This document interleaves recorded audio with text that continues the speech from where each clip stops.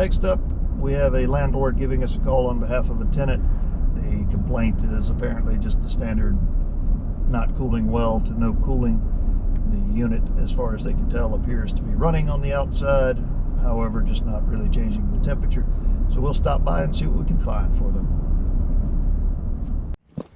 Okay, our unit is operating from the inside. The blower is running, thermostat set to run, but nothing going on out here. First, we'll just check to see if we have high voltage power. We do not. We have it neither from 240 volt or 120 to ground, so there is no power. I'll go ahead and disconnect this just to be safe. Juggle it around and drop it. I don't see any direct wire shortages anywhere. No, but what I do see is this capacitor is bulged. So if we get lucky, basically with this capacitor being bulged out, this fan motor would have been over amping and eventually shutting down. When it shut down, this compressor would have been building up a lot of pressure. And eventually it probably would have popped the, if we get lucky anyway, pop the breaker and shut everything off. So let's replace this capacitor and see if we can get it going. If not, we may have to dig a little farther in and see if we can find a short somewhere. But we'll grab a cap and give it a try. So just to confirm, this particular unit has had an aftermarket motor installed on it at some point. So it has a secondary capacitor for just the motor. We're getting no reading whatsoever on this guy, so definitely dead. Go ahead and check our new one just for posterity's sake. Sometimes they come out of the box bad. Showing 7.49. Supposed to be a 7.5, so definitely within range. These capacitors, much like the indoor unit, they are run start capacitors for this motor. You also have one for your compressor. They are a phase shift device, and essentially, if you can imagine your electric motor as just two sets of magnets around a rotating shaft, if you just apply power, it just becomes a electric magnet and locks it in place.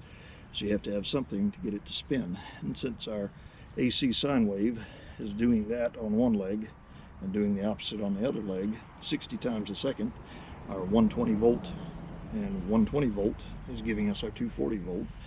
So what this is essentially doing is it's charging on the upswing, and then as that starts to drop, it pops back up a little bit as the electrons build up on one plate.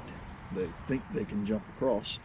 They cannot. So as they pop back out the other way, it essentially shifts the sine wave just a little bit. So instead of having two magnets essentially on the same leg of power, one of them is shifted slightly over, so it allows it to energize slightly before or slightly after the other magnet, giving that rotation. So that's giving us our start direction, lends us energy efficiency as it runs, and make sure it gets up to speed and everything. So now that we've got this new capacitor in there, we'll reapply power and see what we get.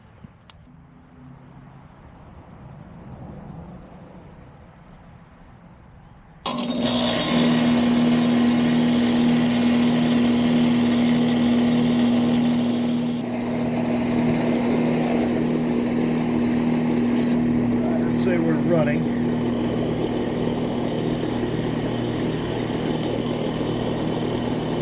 Amp out this fan motor. 1.37 amps.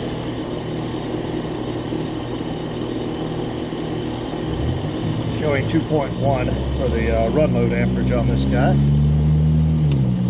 Check out our compressor here. 10.8 amps. Both of those together do not add up to our 30 amp breaker inside. So what likely happened is our capacitor died, kept this fan from turning on, allowed the pressure to build up, so our compressor was fighting a much higher pressure than it should, but eventually kicked our breaker inside as it was pulling too much power to try to overcome that. So we look good there, and I believe we're all done. We'll check the refrigerant just to be thorough.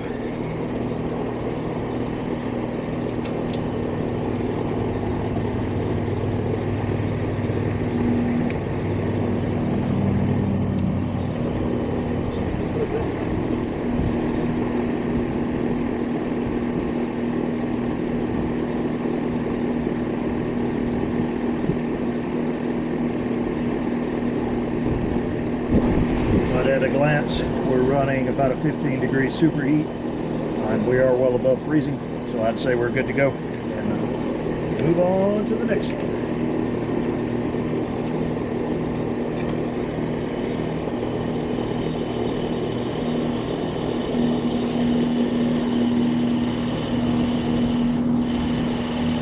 Our compressor run load looks like 14.7, so at 10.8 we were well within that anyway.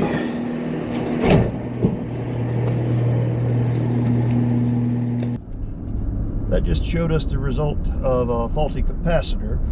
A lot of times those outdoor units, in fact most times, you'll have a dual capacitor where when one side goes, typically the other does. It's not always the case, but being that those capacitors were actually divvied up, they had a capacitor running the compressor and one running the outdoor fan motor due to it being replaced at some point in the past. This particular case, the faulty fan motor for the condensing fan allowed it to either overheat and shut down or just never run at all, which running in air conditioning mode would have driven that pressure up on the outside until eventually that compressor, trying to fight it, couldn't quite do it anymore and was pulling more and more and more power trying to do it, and eventually popped their breaker.